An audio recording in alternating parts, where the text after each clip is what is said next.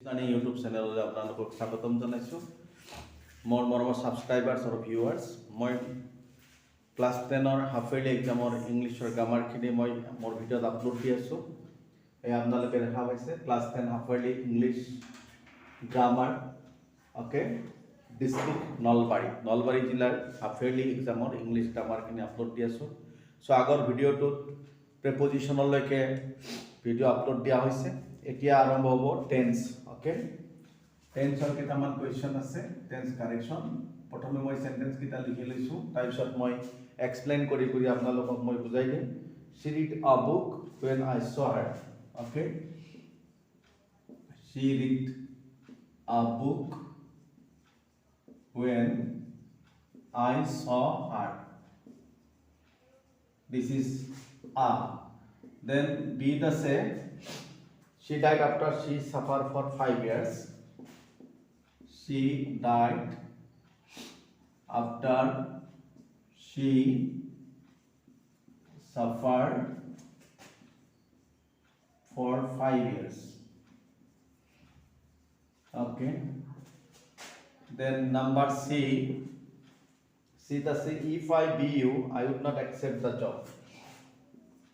If I be you, I would not accept the job. So এই তিনটা tense correction half yearly এক্সামত দিছে। So এই তিনটা মই বুজাই দিছো, মন কৰিব। She read a book when I saw her, এই সেন্টেন্সটো যদি আমি টেন্স কারেকশন কৰো তেতিয়া যদি অৰ্থ বুজি পাওঁ তো ভাল কথা, যে আমি ইংলিশ বুজি পাওঁ। অৰ্থাৎ কোৱা হৈছে যে যেতিয়া মই তাইক দেখিছিলোঁ তাই কিতাপ পঢ়ি আছিল।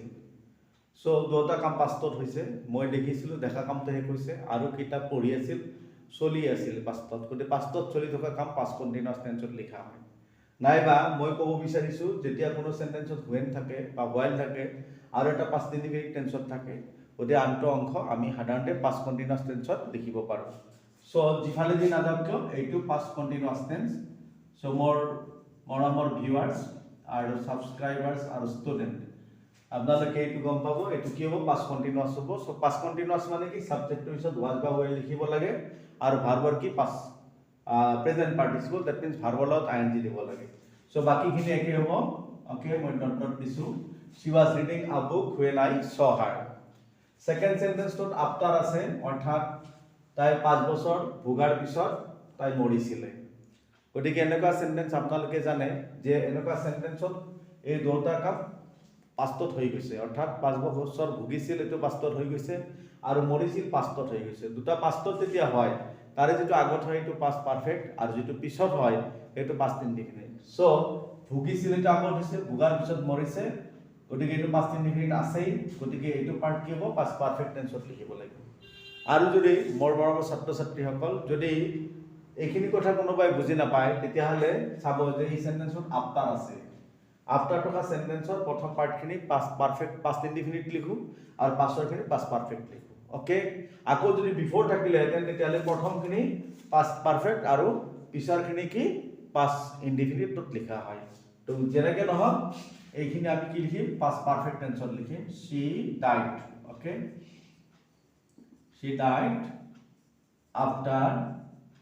okay, she died after, দুবাৰ আফটাৰ লিখা গ'ল, after she had suffered for 5 years, okay. After she had suffered for 5 years. So নিশ্চয় বুজি পাইছে এইটো কিহৰ কাৰণে পাষ্ট পাৰফেক্ট লিখিলোঁ। এবাৰ আকৌ আহিলে, if I be you, I would not accept the job. মই তুমি হোৱা হ'লে জবটো একচেপ্ট নকৰিলোহেঁতেন। গতিকে এনেকৈ ইফ এজ ইফ এজ দ থকা সেন্টেন্সত যদি এটা অংশ আমাৰ কি লিখোঁ, পাষ্ট ফিউচাৰ ইন দ্য পাষ্টত থাকে, অৰ্থাৎ উড নট আছে, তেতিয়াহ'লে এনেকুৱা ইফৰ পিছত আমি কি লিখোঁ, সদায় বি থাকিলে উৱেৰ লিখোঁ, অৰ্থাৎ পাষ্ট টেন্সৰ প্লুৰেল ফৰ্ম লিখোঁ বিল। আৰু যদি বেলেগ ভাৰ্ব থাকে তাৰ পাষ্ট টেন্স লিখি দিওঁ। সো নিশ্চয় বুজি পাইছে। গতিকে এইটো কি হ'ব, if I were you, if I were you I would not accept the job. ওই ডট ডট দিছে, বাকিখিনি একেই থাকিব। এবার টেন্সৰ পিছত আহিলে নেৰেশন, ওকে। সো মই এইখিনি মুছি দিব বিচাৰিছোঁ, আৰু এবাৰ মই পঢ়ি দিম, আপোনালোকে শুনিব। she read a book when I saw her. She was reading a book when I saw her. Again, she died after she suffered for 5 years. She died after she had suffered for 5 years.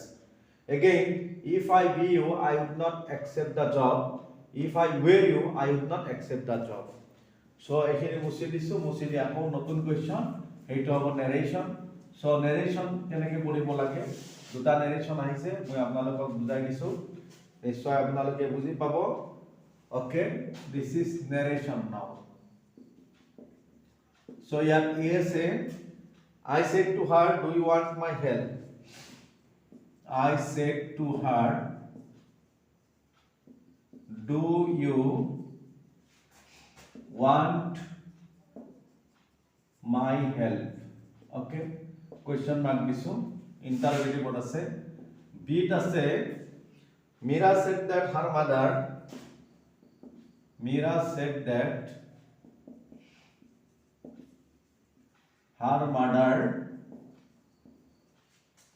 had been suffering from fever. Had been suffering from fever. So এই দুটা narration আপোনালোকে দেখিবলৈ পাইছে, half yearly এক্সামত আহিছিল Nalbari ডিস্ট্ৰিক্টত। So I said to her, এটো ইন্টাৰগেটিভ word আছে, যাৰ কাৰণে আমি বেছি কথা নকওঁ, said to কি কৰিম, ask লিখিবে, কাৰণ যেতিয়া ইন্টাৰগেটিভ হয় তেতিয়া আমি said to ধৰণে ask লিখো, আৰু যেহেতু সেন্টেন্সটো do ৰে আৰম্ভ হৈছে, তাৰমানে অক্সিলাৰি ভাৰ্বৰে যেতিয়া আৰম্ভ হয় তেতিয়া মাজত if লিখা হয় বা whether লিখা হয়, আৰু এইটো যেহেতু har মানে you, গতিকে এইটো কি হ'ব, she হ'ব। ওকে,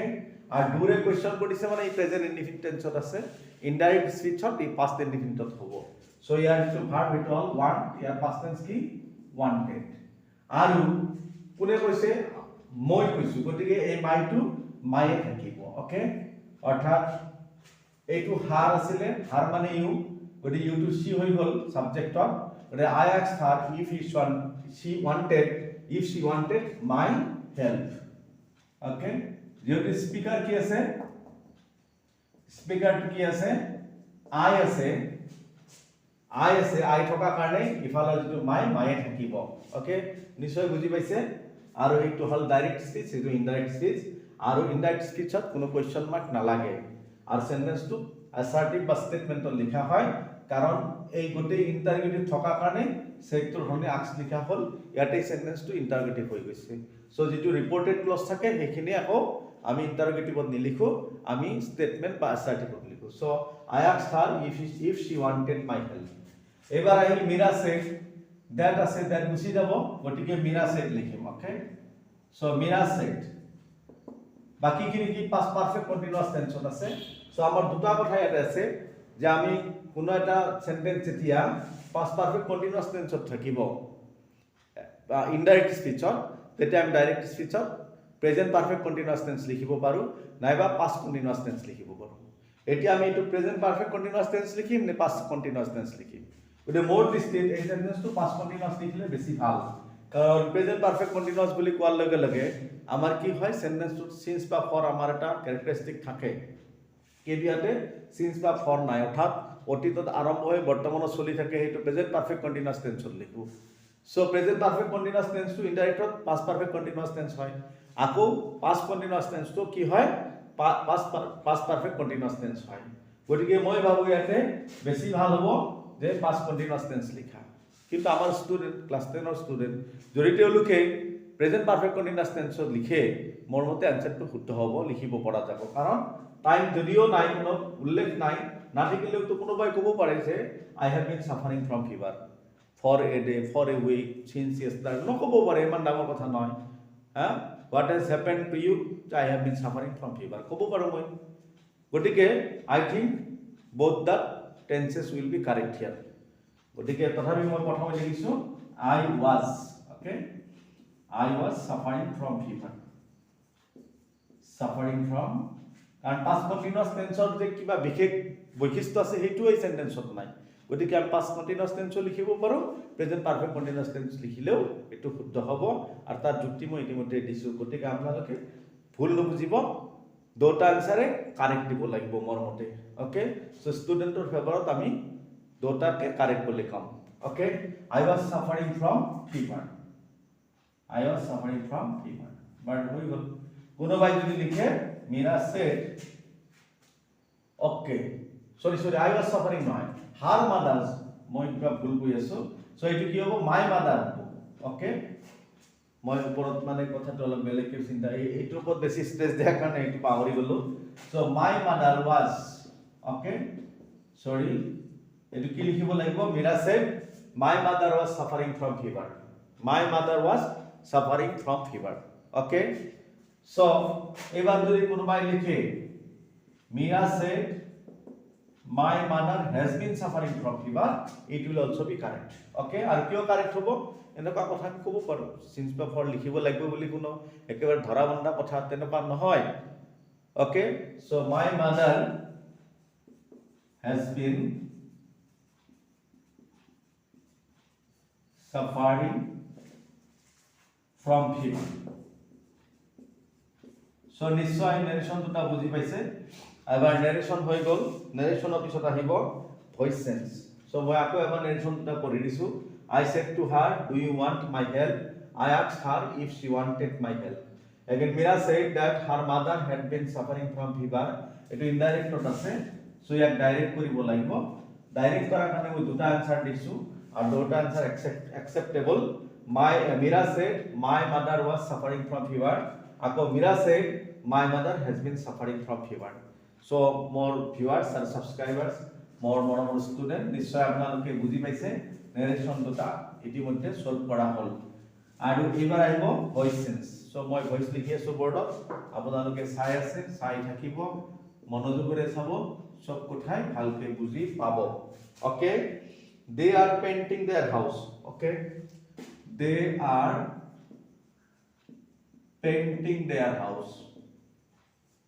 so এটা একটা সেন্টেন্স আর অ্যাক্টিভ ভয়েসত আছে ওকে আমি এই বলি লিখি দিলো দ্যাট মিন্স অ্যাক্টিভ বলি বুঝাবলে সেকেন্ড তো আছে প্যাসিভত by whom can this be done by whom can this be done ই প্যাসিভত আছে আর কোয়েশ্চনত আছে ওকে আর কোয়েশ্চন লগতে বাই হোম আছে সো এই পিছত আহি আছো প্ৰথম পঢ়ি আছো they are painting their house ইয়াৰ অবজেক্ট হল देयर হাউস ওকে ই সাবজেক্ট হৈ গল তাৰ পিছত ই প্ৰেজেন্ট কন্টিনিউয়াস টেন্সত আছে এখানে देयर হাউস হল কি আহিব ইজ আহিব সো देयर হাউস ইজ ভাৰ্বৰ লগত যদি আইএনজি থাকে তেতিয়া বিং লিখিব লাগে তাৰপিছত ভাৰ্বৰ সদায় past participle okay voice চেঞ্জৰ video বিলাক চালে আপোনালোকে গম পাব ভয়েস চেঞ্জৰ বহুত ভিডিও দিয়া আছে আৰু তাত ধুনিয়াকৈ প্ৰত্যেকটো কথা এক্সপ্লেইন কৰা হৈছে so you can know more and more if you watch the videos regarding voice sense okay so their house is being painted তাইছত বাই লিখিব লাগিব আৰু their object কি হ'ব them হ'ব হৈ গল এবাৰ বাই হোম যেতিয়া থাকিব সেই সেন্টেন্সটো শিওৰলি হুৰে আৰম্ভ কৰিব লাগিব আৰু কেন আছে কেন লিখিলো বাই গুছি গল আৰু কেন থকা কাৰণে বি আছে গটিকে বিও গুছি যাব আৰু যেহেতু কেন আছে ভাৰ্বৰ প্ৰেজেন্ট টেন্স ইউজ কৰিব লাগিব so who can do this okay who can do this নিশ্চয় বুজি পাইছে অৰ্থাৎ বাই হোমৰ বাই গুছি গল তাৰছত বি গুছি গল কেন থকা কাৰণে প্যাসিভত বি আহিছে সো কেন তো থাকিল কোৱেশ্চনত ওকে who can তাৰছত main verb to present tense use কৰিব লাগিব কাৰণ shall should will can could may might এইবিলাক কৰিছত যেটো ভাৰ্ব ইউজ কৰো হেতু আমি অ্যাক্টিভ ভয়েসত ৰাইট প্ৰেজেন্ট টেন্সত ইউজ কৰো so who can do this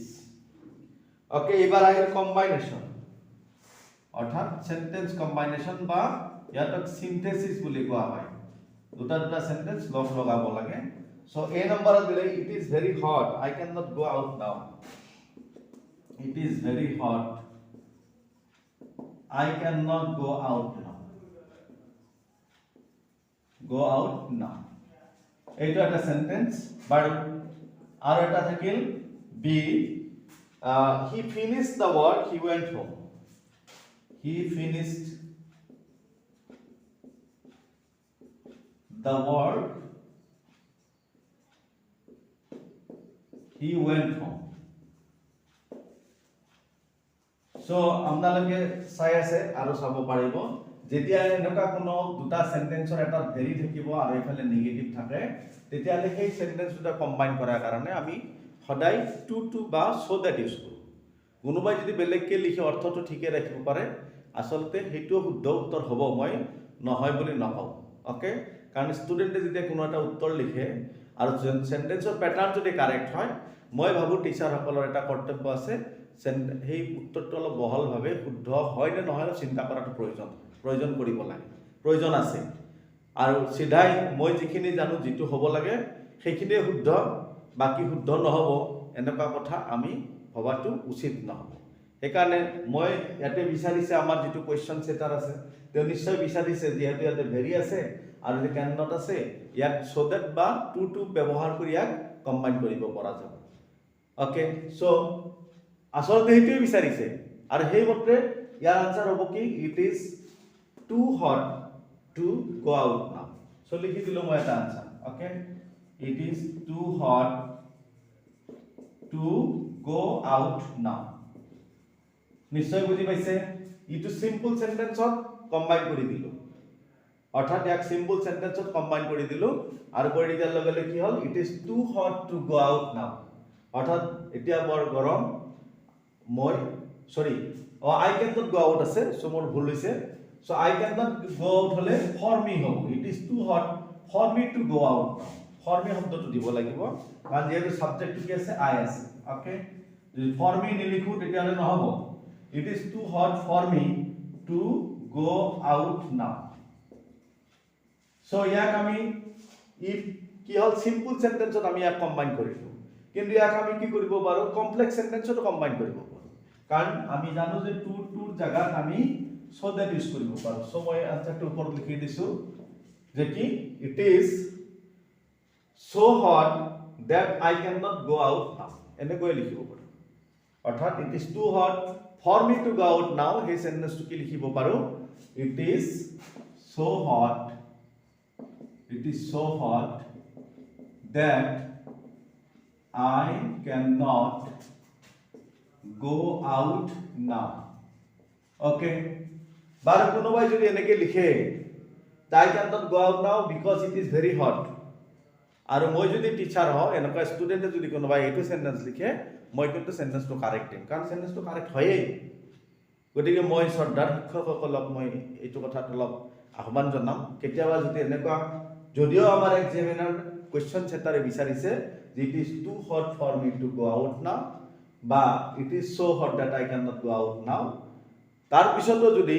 আমাৰ ষ্টুডেন্টে যদি লিখে I can not go out now because it is very hot এইটো সেন্টেন্সও কাৰেক্ট হ'ব আৰু তেনেকুৱা সেন্টেন্স লিখিলে যাতে ষ্টুডেন্টক ডিসকাৰেজ নকৰে পৰীক্ষাত কাৰেক্ট বুলি ধৰিলে নম্বৰ বিলাক দিয়ে ওকে এইটো মোৰ অনুৰোধ থাকিব okay he finish the work he went home তেওঁ কামটো শেষ কৰিছিল তেওঁ ঘৰলৈ গৈছিল গতিকে কামটো শেষ কৰি তেওঁ ঘৰলৈ গৈছিল সেই finishing the work he went home simple একেবাৰে ফিনিশিং দ্য ওয়াৰ্ক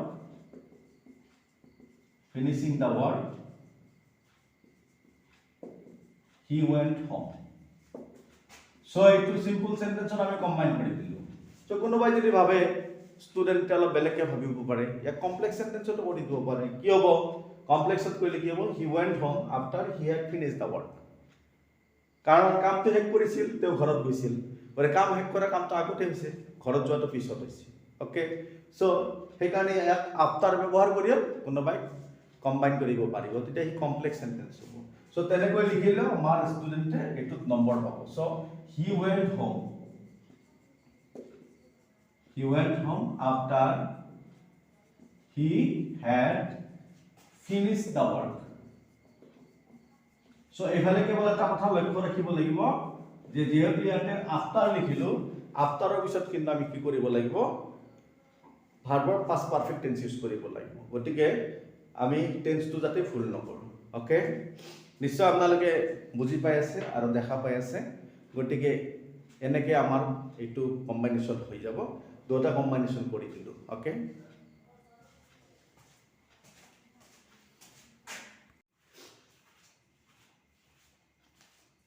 আকৌ এই সেন্টেন্সটো he finished the work he went home যদি কোনোবাই ভাবে মই বেলেগকে লিখিম অৰ্থাৎ এনেকুৱা হ'ব পাৰে যে finishing the work he went home he went home after he had finished the work হৈছে এবাৰ কোনোবা ষ্টুডেণ্টে লিখিব পাৰে he finished the work and went home তথাপি কাৰেক্ট হ'ব অৰ্থাৎ যদি এন লগাই দিয়ে এন লগাই দিলেও ই এটা কম্বাইনেশ্যন হৈ যাব য'ত ই এটা কম্পাউণ্ড সেন্টেন্স হৈ যাব সো প্ৰথম সেন্টেন্সটো finishing the work he went home এইটো কি হৈছে সিম্পল সেন্টেন্স হৈছে সেকেন্ডটো he went home after he had finished the work এই কমপ্লেক্স হৈছে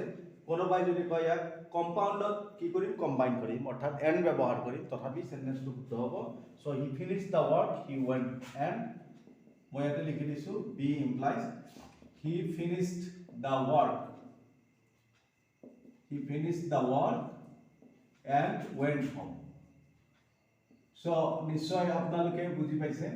আৰু এইবিলাক আনসাৰ কোনো ধৰণৰ কনফিউজন থাকিব নালাগে আমাৰ ষ্টুডেন্ট জানা ষ্টুডেন্ট বিভিন্ন ধৰণে আনসাৰ বিলাক লিখিব পাৰে কিন্তু চাব লাগিব সেন্টেন্সটো গ্ৰামাটিক্যালি কাৰেক্ট হৈছে নে হোৱা নাই যদি হৈছে তেতিয়া হলে আমাৰ যিকোনো কম্বাইনেশনে এনে ধৰণে যদি কৰে তেতিয়া আমি হেতু শুদ্ধ বুলি গণ্য কৰিম আৰু তাতে নম্বৰ দিয়াৰ ব্যৱস্থা কৰিম সো কম্বাইনেশন দুটা হৈ গ'ল এতিয়া আহিলে ট্ৰান্সলেশন ওকে মই এটা ট্ৰান্সলেশন লিখিম আৰু অসমীয়া লিখিম আৰু এটা ট্ৰান্সলেশন মই ইংলিছত কৰি যাম আপোনালোকে চাব প্ৰথম ট্ৰান্সলেশনটো হ'ল যে ৰাণীৰ দেউতাক এজন শিক্ষক এ নম্বৰ ৰাণীৰ দেউতাক এজন শিক্ষক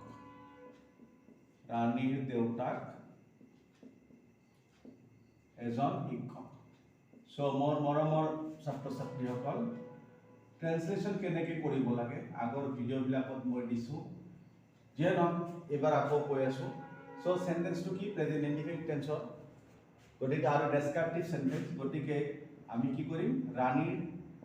দেউতাক ৰাণীজ ফাদাৰ অৰ্থাৎ সেন্টেন্সটোৰ সাবজেক্ট হ'ল ৰাণীৰ দেউতাক আৰু অসমীয়াত লিখাইছে ৰাণীৰ দেউতাক এজন শিক্ষক কিন্তু ইংলিছত লিখিব লাগিব কি ৰাণীৰ দেউতাক হয় এজন শিক্ষক ওকে সো হয় বুলি কোৱাৰ লগে লগে ইয়াতে বিভাৰ আহিব এইটো হ'ল is so Rani's father is a teacher okay নিশ্চয় বুজি পাইছে অসমীয়া বাক্যত আমাৰ যিবিলাক বিভাৰ থাকে এইবিলাক নিলিখো অৰ্থাৎ ৰাণীৰ দেউতাক এজন শিক্ষক হয় এইটো অসমীয়াত নিলিখে ৰাণীৰ দেউতাক এজন শিক্ষক কিন্তু ইংলিছত তাতে হয় সোমাই আছে সেইকাৰণে সাবজেক্টৰ পিছতে ভাত লিখিছো আৰু এইটো বিভাৰ লগতে এই সেন্টেন্সটো কি হৈছে আপোনাৰ মেইন ভাৰ্ব হিচাপে ইউজ হৈছে so Rani's father is a teacher B নম্বৰত আহিলে তেখেতে এইখন বিদ্যালয়ত 10 বছৰ ধৰি কাম কৰি আছে তেখেতে ওকে এইখন বিদ্যালয়ত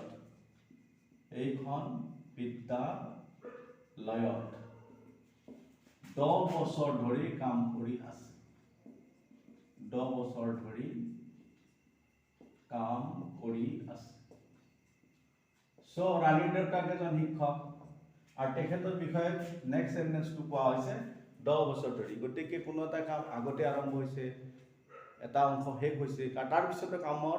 বাকি অংশ চলি আছে তেতিয়া হলে কি হেতু প্ৰেজেন্ট পাৰফেক্ট কন্টিনিউয়াস টেন্সত আমি লিখো ওকে তাৰোপৰি হেনেকুৱা সেন্টেন্সত প্ৰেজেন্ট পাৰফেক্ট কন্টিনিউয়াস বুলি কোৱাৰ লগে অলপ আগতে কৈছো সিন্স বা ফৰ থাকে যদি 10 বছৰ ধৰি এই ধৰি শব্দটো থকাৰ লগে লগে ইয়াতে কি কৰিব লাগে ফৰ লিখিব লাগে আৰু যদি কয় পঢ়া তেতিয়া হলে সিন্স লিখিব লাগে সো তেখেতে মানে কি হি তাৰপিছত প্ৰেজেন্ট পাৰফেক্ট কন্টিনিউয়াস টেন্স লিখিম সেইকাৰণে কি সাবজেক্টটো হৈছে হেজ আহিব তাৰপিছত বিন আহিব গতিকে মোৰ মৰমৰ ছাত্ৰ ছাত্ৰীসকল আপোনালোকে এই বস্তুটো লক্ষ্য কৰিব যে আমি আগতে টেন্সত সেন্টেন্সটো পেলাই লৈছো জানো এইটো প্ৰেজেন্ট পাৰফেক্ট কন্টিনিউয়াস টেন্সৰ সেন্টেন্স হ'ব সো প্ৰেজেন্ট পাৰফেক্ট কন্টিনিউয়াস টেন্সৰ যে স্ট্ৰাকচাৰ মতে সেন্টেন্সটো লিখি আছো সো হি হ্যাজ বিন তা কাম কৰাৰ ইংলিছ কি ওয়াৰ্ক বাৰু ওয়াৰ্ক লিখিলো তাৰ লগত কি লিখিব লাগিব আইএনজি ওকে এইখন বিদ্যালয়ত in this village in this school okay in this school কেতিয়াৰ পৰা for 10 years okay কি লিখিলো for 10 years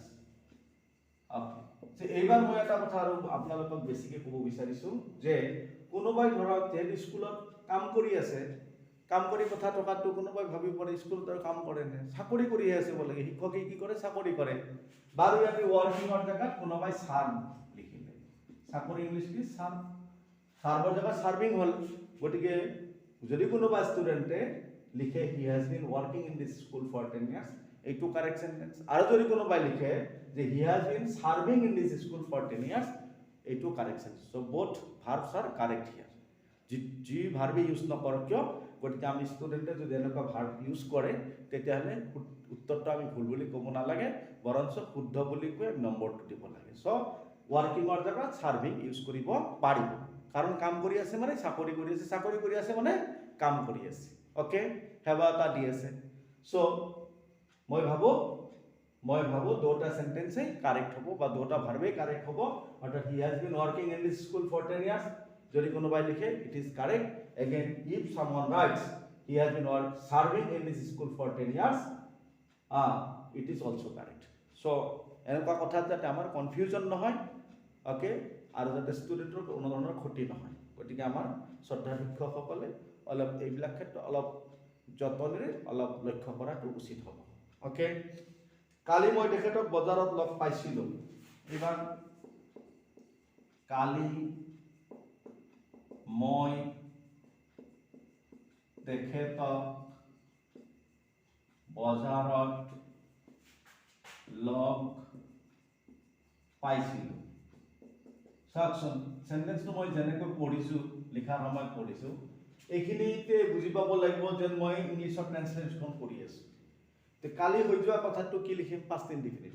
সিম্পল কথা পাষ্ট ইনডিফিনিট বুলি কোৱাৰ লগে লগে সাবজেক্টটো কি আৰে যেহেতু অ্যাসাৰ্টিভ সেন্টেন্স স্টেটমেন্ট হয় গতিকে সাবজেক্টেৰে আৰম্ভ হ'ব ইয়াৰ সাবজেক্ট হ'ল আই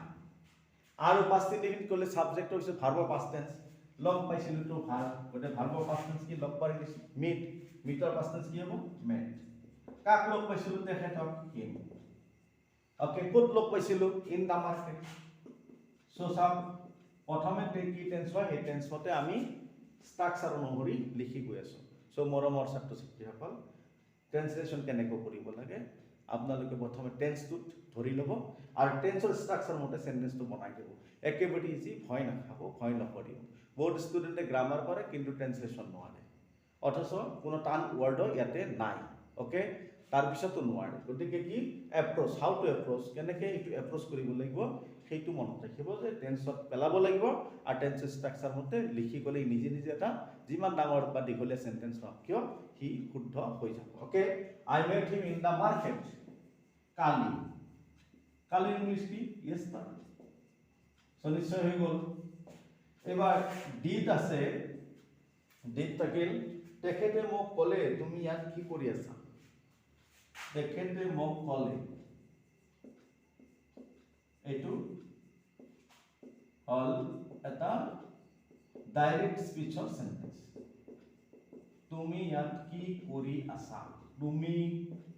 ইয়াত কি কৰি আছা চ' ডাইৰেক্ট স্পীচত কিন্তু কুৱেশ্যন কৰিছে এইটো ৰিপৰ্টিং ক্লজ আৰু এইটো কি বা এইখিনি ৰিপৰ্টেড ক্লজ চ' তেওঁ মোক ক'লে হি ছেড টু অ'কে বেলেগ চিন্তাই কৰিব নালাগে হি ছেড টু মি কুৱেশ্যন হৈছে তুমি ইয়াত কি কৰি আছা প্ৰেজেণ্ট কণ্টিনিউয়াছ টেন্সত প্ৰশ্ন কৰিছে আৰু কি কৰি আছা বুলি কি বুলি কোৱাৰ লগে হোৱাটেৰে কুৱেশ্যনটো আৰম্ভ কৰিব লাগিব আৰু present continuous so'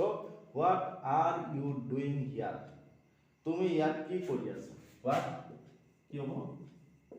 what are you doing here question mark inverted comma close কৰিছে অ'কে নিশ্চয় বুজি পালে যে ইয়াক প্ৰেজেণ্ট কণ্টিনিউয়াছ টেন্সত লিখিব লাগিব আৰু প্ৰেজেণ্ট কণ্টিনিউয়াছ টেন্সৰ কুৱেশ্যন হোৱাটেৰে কৰিব লাগিব চ' মই এবাৰ পঢ়ি দিছোঁ ৰাণীৰ দেউতাক এজন শিক্ষক ৰাণীজ ফাদাৰ ইজ এ টিচাৰ তেখেতে এখন বিদ্যালয়ত 10 বছৰ ধৰি কাম কৰি আছে he has been working in this school for 10 years or he has been serving in this school for 10 years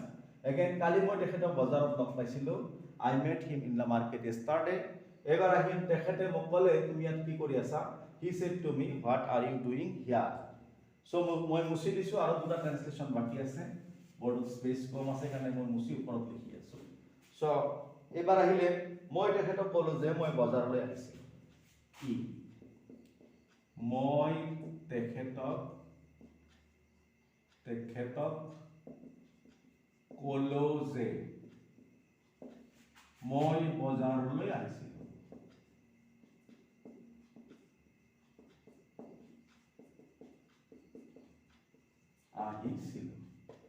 চ' এইটো এটা ইনডাইৰেক্ট স্পীচৰ সেন্টেন্স য'ত মই তেখেতক কৈছিলোঁ মানে আই টল্ড অ'কে কোনোবাই যদি কয় I replied to him it will be also' correct কাৰণ তেখেতে প্ৰশ্ন কৰিছে নহয় তাৰ উত্তৰ দিব বা আনসাৰ টু হিম সো মই লিখিলো আই টোল্ড হিম তাৰপিছত যে হোৱাৰ কাৰণে কি লিখিম দ্যাট মই বজাৰলৈ আহিছিলোঁ সো মই বজাৰলৈ আহিছিলোঁ এইটো কি টেন্স লিখিম পাষ্ট পাৰফেক্ট টেন্সত লিখিম কোনোবাই যদি পাষ্ট ইনডিফিনিট লিখে তথাপিও হ'ব কাৰণ past indefinite tense is followed by past indefinite tense আৰু ইয়াৰে যিটো প্ৰশ্ন কৰিছে এই প্ৰশ্নটো কিন্তু প্ৰেজেন্ট কন্টিনিউয়াছত আছে সো কোনোবাই যদি পাষ্ট ইনডিফিনিট লিখে ইট উইল বি কাৰেক্ট আৰু কোনোবাই যদি পাষ্ট পাৰফেক্ট লিখে that will also be correct so আপোনালোকে এইবিলাক কথা আমি এইবিলাক কথা বেছি ধৰি থাকিব নালাগিব সো কি হ'ব I told him that I came to the market okay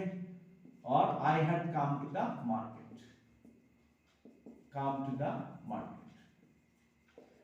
very simple okay কারণ যোৱাকালিৰ কথা কৈছে যোৱাকালি মই তে বজাৰত পাইছিলো কথাখিনি লক্ষ্য কৰিবলগীয়া যোৱাকালিৰ পৰা আৰম্ভ হৈছে আৰু সেই সময়ত প্ৰশ্ন কৰিছিল ডাইৰেক্ট সেইকাৰণে আনসাৰটো প্ৰেজেন্ট কন্টিনিউয়াছত দিছে এইবাৰ মই কৈছিলো গোটেই যোৱাকালিৰ কথাটো চলি আছে সেইকাৰণে নিশ্চয় ডাইৰেক্ট স্পিচত পাষ্ট টেন্সত কৈছিলে গতিকে আমি ইনডাইৰেক্টত এতিয়া কি কৰিলো পাষ্ট পাৰফেক্টত লিখি দিলো হ'বনে ঠিক আছে এইবাৰ এফত আহিলে মই প্ৰতি শনিবাৰে বজাৰলৈ যাওঁ মই প্ৰতি শনিবাৰে বজাৰলৈ যাওঁ সো এটা এটা সিম্পল সেন্টেন্স যেটো প্ৰতি শনিবাৰে যাওঁ এটো সদায় যোৱা কাম গতিকে ই present indefinite tense so present ইনডিফিনিটত কি লিখিম সাবজেক্ট লিখিম তাৰপিছত যাওঁ গো কলৈ যাওঁ টু মাৰ্কেট ওকে আৰু এবাৰ কিন্তু টু মাৰ্কেটৰ আগত দা নিলিখো কি নিলিখো এটো এটা ডাঙৰ কথা এটা সোমাই আছে যে যেতিয়া মই সদায় একেটা জায়গাত যাই থাকো ৰেগুলাৰলি ভিজিট কৰা ঠাই তেতিয়া তাৰ আগত কোনো আৰ্টিকেল লিখিব নালাগে সো এই কথাটো আপোনালোকে মনত ৰাখিব so I go to the market নিলিখা ভাল কি লিখিম গ্ৰামেটিক্যালি আই গো টু মাৰ্কেট লিখিলে বেছি ভাল বাৰু ট্ৰান্সলেশনৰ ক্ষেত্ৰত যদি কোনোবাই দা লিখে গতিকে ভুল নধৰা বেশ ভুল নধৰিলে কোনো কথা নাই কিন্তু গ্ৰামাৰৰ মতে ভুল হৈ যায় ওকে সো কি লিখা ভাল I go to market every Saturday okay every Saturday I go to market every Saturday. গতিকে প্ৰত্যেক স্যাটাৰডে যাওঁ তেনেকা সদায় ভিজিটিং প্লেস এটা ৰেগুলাৰ ভিজিটিং প্লেস হলে তেতিয়া আমি তাৰ আগত সাধাৰণতে কোনো আৰ্টিকেল ব্যৱহাৰ নকৰো সো ক্লাস 10 ৰ হাফ ইয়াৰলি নলবাৰী ডিস্ট্ৰিক্টৰ ক্লাস 10 ৰ হাফ ইয়াৰলি এক্সামৰ যিখিনি ইংলিছৰ গ্ৰামাৰ মই আপোনালোকক এই ভিডিওটোৰ জৰিয়তে আপলোড দিলো মোৰ ইংলিছ লাৰ্নিং ইউটিউব চেনেলৰ যোগেদি নিশ্চয় আপোনালোকে ভিডিওবিলাক চাব আৰু চাই নিশ্চয় উপকৃত হ'ব গতিকে মনোযোগ দি চাব শেয়াৰ কৰিব কমেন্ট কৰিব আৰু আপোনালোকে সদায় যেহেতু মোক ভিডিওবিলাক চাই উৎসাহিত কৰি আছে তাৰ কাৰণে মই আপোনালোকক ধন্যবাদ জ্ঞাপন কৰি মই মোৰ ভিডিওটি আজি এইখিনিতে সমাপ্তি ঘটাইছো ভিডিওটিৰ সমাপ্তি ঘটাইছো ওকে ধন্যবাদ